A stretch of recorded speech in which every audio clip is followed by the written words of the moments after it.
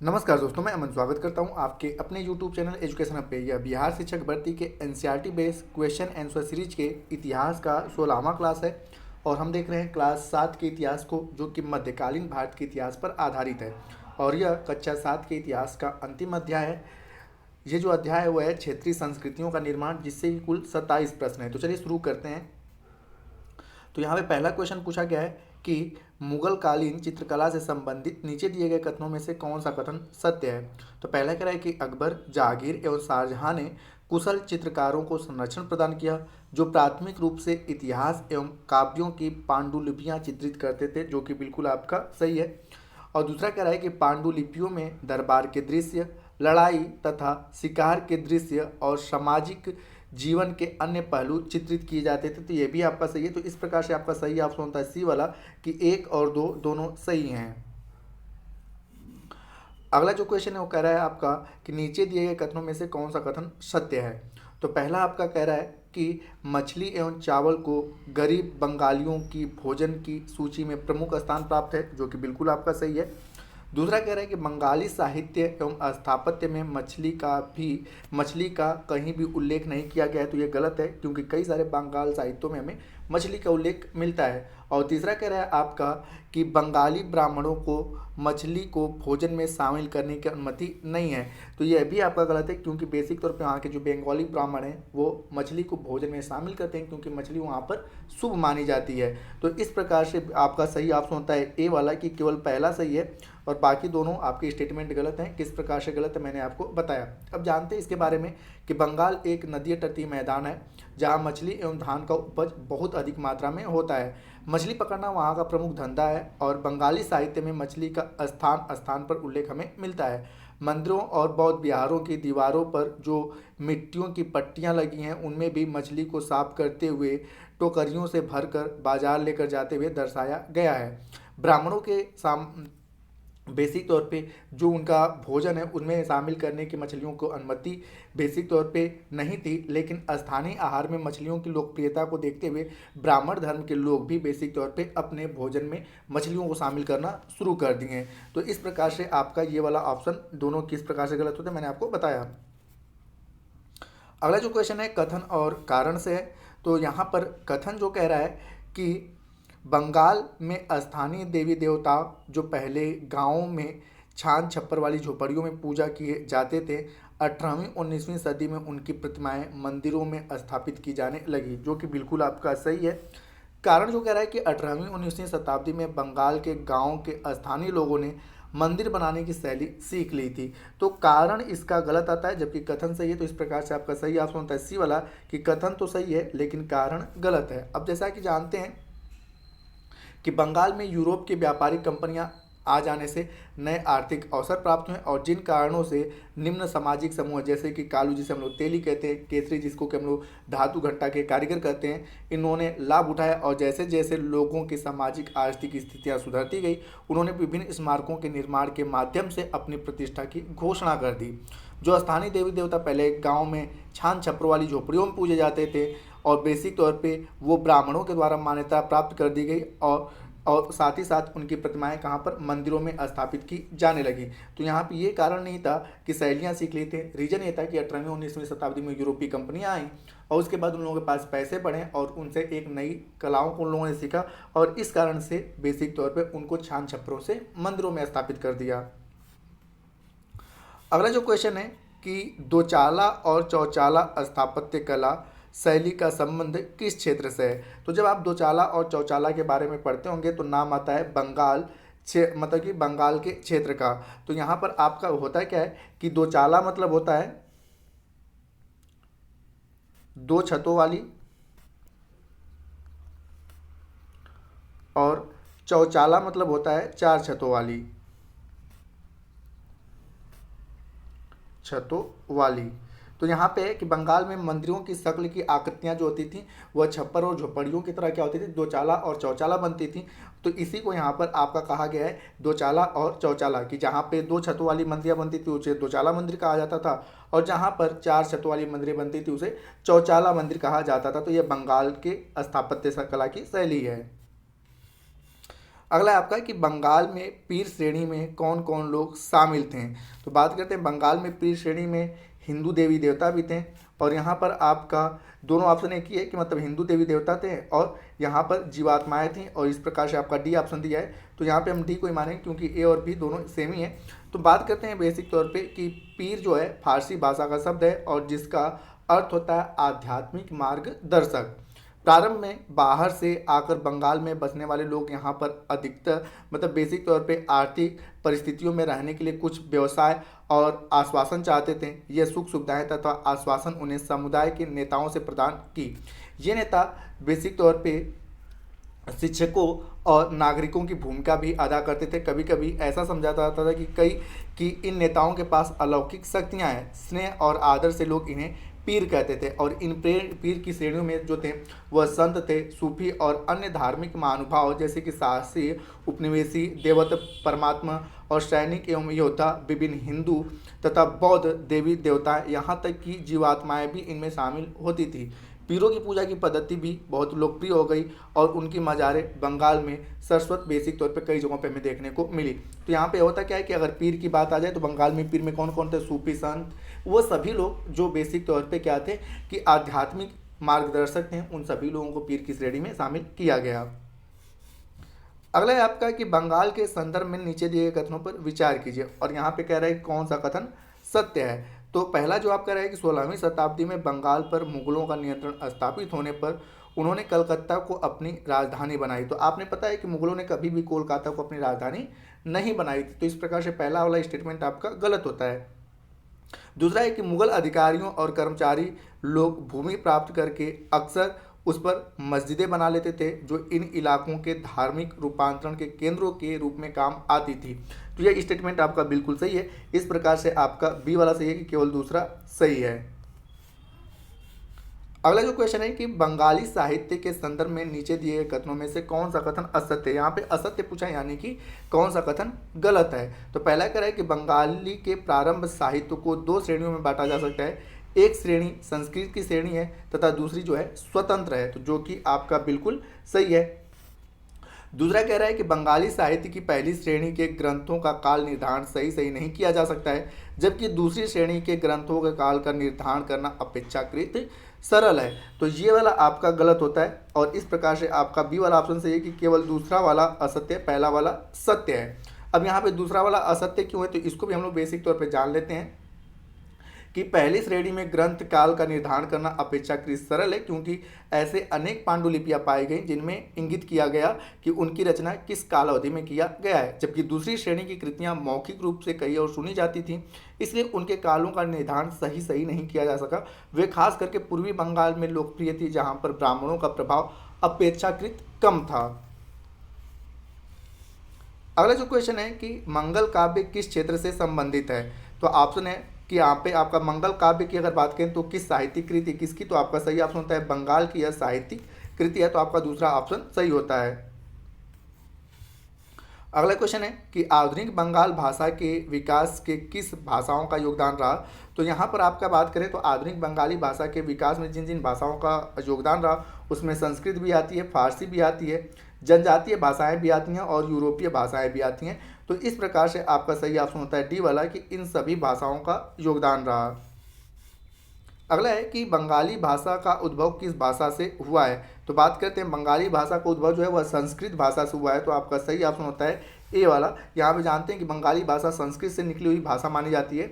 ईसा पूर्व चौथी और तीसरी शताब्दी में बंगाल और मगध के बीच वाणिज्यिक संबंध स्थापित होने लगे थे, जिसके कारण संभवतः वहाँ संस्कृत का प्रभाव बढ़ा होगा। चौथी शताब्दी के दौरान गुप्त वंशीय शासकों ने उत्तरी बंगाल पर राजनीतिक नियंत्रण कर वहाँ पर ब्राह्मणों का बसाने की शुरुआत भी कर दी थी। इस प्रकार गंगा के मध्य घाटी में भाषाई तथा सांस्कृतिक प्रभाव अधिक प्रबल हो गया और 7वीं शताब्दी में चीनी यात्री वेनसांग ने पाया कि बंगाल में सस्वर संस्कृत से संबंधित भाषाओं का ही प्रयोग हो रहा था। अगला आपका चित्रकला की कांगड़ा शैली के संदर्भ में नीचे दिए गए कथनों में से कौन सा कथन सत्य है, और यहाँ पे दिया गया है कूट। तो पहला कह रहा है कि 18वीं शताब्दी के मध्य तक कांगड़ा के कलाकारों ने एक नई शैली विकसित की थी तथा उनकी प्रेरणा के स्रोत वहाँ के वैष्णव परंपरा की थी, तो जो कि बिल्कुल आपका सही है। दूसरा कह रहा है कि कांगड़ा शैली की विशेषता ठंडे नीले और हरे रंगों सहित कोमल रंगों का प्रयोग और विषयों का काव्यात्मक निरूपण था। तो ये भी आपका सही है। तो इस प्रकार से सही ऑप्शन होता है सी वाला कि एक और दो दोनों स्टेटमेंट सही हैं। अगला जो है कि चित्रकला की कांगड़ा शैली किससे संबंधित है। तो अभी अभी आपको पता चला कि यहाँ पर हमने जो भी कांगड़ा या इन सारी चीज़ों का तो वहाँ पे जिक्र हो रहा था पहाड़ी क्षेत्रों की। तो चित्रकला की जो कांगड़ा शैली है वह पहाड़ी लघु चित्रकला से संबंधित है। तो सही ऑप्शन होता है आपका बी। बात करते हैं कि हिमालय की घाटी में पंजाब और जम्मू के पहाड़ी इलाकों में विकसित हुई यहाँ पे चित्रकला की पहाड़ी शैली इसे कहते हैं। और नादिर शाह के आक्रमण और दिल्ली विजय के परिणाम स्वरूप मुगल कलाकार मैदानी इलाकों की अनिश्चितता से बचने के लिए वह पहाड़ी क्षेत्रों की ओर पलायन कर गए, जिसके फलस्वरूप कांगड़ा शैली का विकास हुआ। अगला है आपका कि चित्रकला की बसोहली शैली का विकास किस जगह पे हुआ। तो बसोहली शैली की अगर बात करें तो इसका विकास हुआ था हिमाचल प्रदेश के क्षेत्र में। तो आपका सही ऑप्शन होता है डी। अब जानते हैं आधुनिक हिमाचल के इर्द गिर्द हिमालय की तलहटी का इलाका जो कि 17वीं शताब्दी के बाद वाले वर्षों में इस क्षेत्र में लघु चित्रकला की एक साहसपूर्ण एवं बेसिक तौर पे गौरवशाली शैली का विकास हुआ, जिसे कि बसोहली शैली कहा जाता है। यहाँ जो सबसे लोकप्रिय पुस्तक चित्रित की गई वह है आपका भानु दत्त की रस मंजरी। तो कई बार ये पूछा जाता है कि रस मंजरी किसकी है, तो भानु दत्त की। और यह किस शैली मतलब किस शैली की चित्रकला को दर्शाता है, तो बसोहली। और बसोहली का उद्गम कहाँ हुआ था, तो हिमाचल प्रदेश में। अगला जो क्वेश्चन है वह आपसे पूछ रहा है कि मुगल साम्राज्य के पतन के साथ चित्रकला के क्षेत्र पर क्या प्रभाव पड़े। और यहाँ पे कह रहा है कौन सा कथन सत्य है। तो पहला कह रहा है कि मुगल की कलात्मक रुचियों ने दक्षिण के क्षेत्रीय दरबार और राजस्थान के राज दरबारों को प्रभावित किया, जो कि बिल्कुल आपका सही है।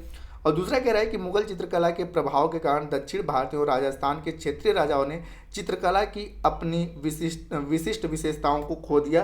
तो ये आपका गलत है, क्योंकि उन पर प्रभाव तो पड़ा था लेकिन उन्होंने अपनी विशिष्टता को खोई नहीं थी, जबकि उनका अनुसरण किए और अनुसरण करके उसको भी बढ़ाने की कोशिश किए। तो इस प्रकार से सही आपका केवल एक वाला है कि पहला ही सही है। अगला है कि चेर शासकों ने अपने अभिलेखों में किस लिपि एवं भाषा का प्रयोग किया है। तो बेसिक तौर पर जब आप चेर शासकों के बारे में पढ़ेंगे तो इन्होंने अपनी अभिलेखों में मलयालम लिपि और भाषा का प्रयोग किया है। तो इस प्रकार से आपका सही ऑप्शन होता है बी। जानते हैं कि महोदयपुर का चेर राज्य प्रायद्वीप के दक्षिण पश्चिम भाग में, जो आजकल केरल राज्य का हिस्सा है, 9वीं शताब्दी में स्थापित किया गया था। संभवतः मलयालम भाषा इसी इलाके में बोली जाती थी। शासकों ने मलयालम भाषा एवं लिपि का प्रयोग अपने अभिलेखों में किया। वस्तुतः इस भाषा का प्रयोग उपमहाद्वीप के सरकारी अभिलेखों के किसी क्षेत्रीय भाषा के प्रयोग के सबसे पहले उदाहरणों में से एक है। तो आपसे भी पूछा जाता है कि चेर शासकों का जो शासन स्थल था वह क्या था, तो वर्तमान समय का केरल था। अगला क्वेश्चन है कि आपका लघु चित्रकला के संदर्भ में नीचे दिए गए कथनों पर विचार कीजिए। और यहाँ पे कह रहा है कौन सा कथन सत्य है। तो पहला कह रहा है आपका कि लघु चित्र छोटे आकार के चित्र होते थे जिन्हें आमतौर पर जल रंगों से कपड़ा या कागजों पर चित्रित किया जाता था, जो कि बिल्कुल आपका सही है। दूसरा कह रहा है कि सर्वाधिक सुंदर प्राचीन लघु चित्र पूर्वी भारत में पाए गए बौद्ध ग्रंथों को सचित्र बनाने के लिए प्रयोग किए गए थे। तो ये आपका गलत होता है। क्यों गलत है आपको मैं बताता हूँ। तो सबसे पहले यहाँ पे देख लेते हैं कि ए वाला ऑप्शन की केवल एक सही है। और यहाँ पे अब गलत क्यों है, तो बेसिक तौर पे जो हमारे यहाँ की अगर बात करें तो प्राचीनतम लघु चित्र जो होते हैं वह ताड़पत्रों अथवा लकड़ियों की तख्तियों पर चित्रित किए जाते थे। इनमें से सर्वाधिक सुंदर चित्र जो थे वह बेसिक तौर पे पश्चिम भारत में पाए गए थे, न कि पूर्वी भारत में। ठीक है, पश्चिम भारत में पाए गए थे। और साथ ही साथ इनमें बौद्ध ग्रंथों का उल्लेख नहीं था। किन ग्रंथों का उल्लेख था, जैन ग्रंथों का उल्लेख हमें मिलता है। अगला जो है आपका मैचअप करना है यहाँ पर, तो देखते हैं इसको। तो यहाँ पर शास्त्रीय नृत्य और संबंधित राज्य हैं। तो आपने पता है कि भरतनाट्यम जो है कहाँ का है, तो तमिलनाडु का है, बिल्कुल सही मैचअप है। कथकली जो है केरल का है, ओडिसी जो है उड़ीसा का है, और कुचिपुड़ी जो है आंध्र प्रदेश का है। तो यहाँ पर आपका सही है मैचअप ऑलरेडी है। अगला जो क्वेश्चन है आपका कि कथक मुख्य रूप से किन परंपराओं अर्थात घरानाओं में मुख्य रूप से फूला और फला। तो यहाँ पर कथक के बारे में पूछ रहा है और घरानाओं का नाम दिया गया है। तो कथक की अगर बात करें तो मूलतः जयपुर घराना और लखनऊ घरानों में फला फूला। इस प्रकार से आपका सही ऑप्शन होता है सी वाला कि कथक जो मूलतः फला फूला जयपुर घराना और लखनऊ। अब यहाँ पे बात करते हैं कि मुगल बादशाह और उनके अभिजात शासकों के कथक नृत्य राज दरबार में प्रस्तुत किया जाता था। जहां इस नृत्य ने अपने वर्तमान अभिलक्षण बेसिक तौर पे अर्जित किए और वह एक विशिष्ट नृत्य शैली के रूप में विकसित हो गया। आगे चलकर दो घरानों में यह बेसिक तौर पे फूला, एक तो राजस्थान का जो जयपुर घराना था उनके दरबार में, और दूसरा था आपका लखनऊ में। अवध के अंतिम जो नवाब थे जिनका नाम आता है वाजिद अली शाह के संरक्षण में यह एक प्रमुख कला के रूप में उभरा तथा स्वतंत्रता प्राप्ति के बाद तो पूरे देश में यह छा गया। और वर्तमान समय में अगर हम बात करें तो वर्तमान समय में भारत में जो 7 शास्त्रीय संगीत नृत्य हैं उनमें से एक आपका कथक भी है। अगला जो क्वेश्चन है कि कथक से संबंधित नीचे दिए गए कथनों पर विचार कीजिए, और यहाँ पे कह रहा है कि कौन सा कथन सत्य है। तो पहला कह रहा है कि कथक मूल रूप से उत्तर भारत के मंदिरों में कहानी सुनाने वाली एक जाति थी, जो कि आपका बिल्कुल सही है। और दूसरा कह रहा है कि कथाकार अपने हाव भाव तथा संगीत से अपने कथावाचन को अलंकृत करते थे, यह भी आपका सही है। और तीसरा कह रहा है कि इसके अंतर्गत सीताराम की पौराणिक आख्यान लोक नाट्य के रूप में प्रस्तुत किए जाते थे। तो यह गलत है, क्योंकि यहाँ पे हम बताते हैं कि क्यों गलत है। तो सबसे पहले यहाँ पे देखते हैं कि 1 और 2 सही है, तो आपका सही ऑप्शन होता है डी। अब जानते हैं इसके एक्सप्लेन में। तो कथक जैसा कि आपने यहाँ पे लिखा बताया गया है कि उत्तर भारत के मंदिरों में सुनाई जाने वाली एक जाति के द्वारा बेसिक तौर पर प्रचलित हुआ, और यह कथाकार अपने हाव भाव तथा संगीत से अपने कथावाचन को अलंकृत किया करते थे। 15वीं तथा 16वीं शताब्दी में भक्ति आंदोलन के प्रसार के साथ साथ कथक एक नृत्य शैली का रूप धारण कर लिया, और इसमें बेसिक तौर पे सीताराम की कथाओं का व्याख्यान नहीं होता था। इसमें बेसिक तौर पे जो व्याख्यान होता था उनमें थे आपके राधा और कृष्ण का। ठीक है, तो इनमें बेसिक तौर पे राधा कृष्ण के पौराणिक कहानियों लोक नाट्य के रूप में प्रस्तुत किए जाते थे, जिन्हें रासलीला कहा जाता था। ठीक है, रासलीला। और रासलीला में लोक नृत्य के साथ साथ कथक कलाकार के मूल हाव भाव भी जुड़े होते थे। तो इस प्रकार से तीसरा वाला स्टेटमेंट गलत था।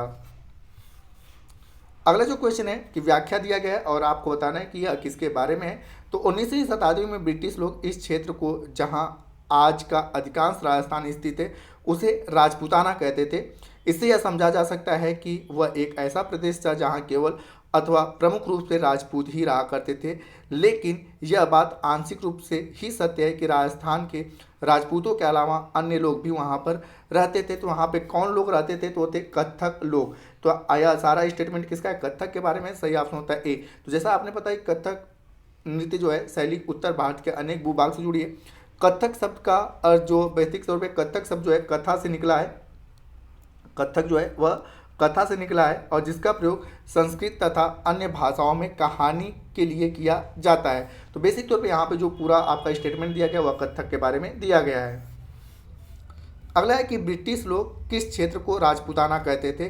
तो बेसिक तौर पे ब्रिटिश लोग जो राजपूताना कहते थे वह राजस्थान के क्षेत्र को कहते थे। तो जानते हैं कि 19वीं शताब्दी में ब्रिटिश लोग के मतलब कि राजस्थान के क्षेत्र जहाँ पर अधिकांश राजस्थानी रहते थे उन्हें राजपूताना कहते थे। इससे यह समझा जा सकता है कि वह एक ऐसा प्रदेश था जहाँ केवल अथवा प्रमुख रूप से राजपूत ही रहा करते थे। लेकिन यह बात आंशिक रूप से सत्य है कि राजस्थान में राजपूत के अलावा अन्य लोग भी रहते थे, लेकिन संख्या अधिक किसकी थी? राजपूतों की थी।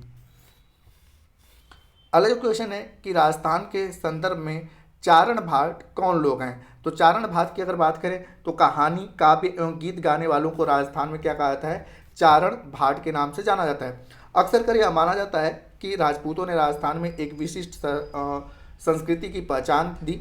ये सांस्कृतिक परंपराएं वहाँ के शासकों के आदर्शों तथा अभिलक्षणों तथा घनिष्ठता से जुड़ी हुई थी। लगभग 8वीं शताब्दी से आज के राजस्थान के अधिकांश भाग पर राजपूतों का ही शासन रहा। ये शासक जैसे कि सूरवीरों के आदर्शों को अपने हृदय में संजोकर रखते थे, जिन्होंने रण क्षेत्रों में बहादुरी से लड़ते हुए अक्सर मृत्यु के वर्णन किया करते थे, मगर पीठ नहीं मृत्यु को प्राप्त करते थे लेकिन कभी पीठ नहीं दिखाते थे। राजपूत जो थे सूरवीरों की कहानियाँ, काव्यों एवं गीतों को बेसिक तौर पे सुरक्षित रखते थे, और यह विशेष रूप से जो था कि वह जो सुनाया जाता था वह चारण भाट के द्वारा ही सुनाया जाता था। तो चारण भाट के बारे में पूछा गया है। तो ये लोग क्या थे? कहानी, काव्य एवं गीतों को गाने वाले लोग थे।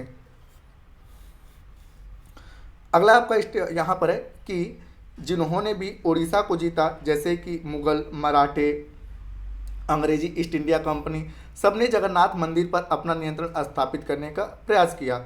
अब यहाँ पे कहा गया है कि उस पर अपना आधिपत्य प्राप्त करने का उद्देश्य क्या था। तो यहाँ पर कहा है कि कौन सा कथन सही है। तो यहाँ पर सबसे पहले कह रहा है आपका कि मंदिर की धन संपदा, जो कि आपका गलत है।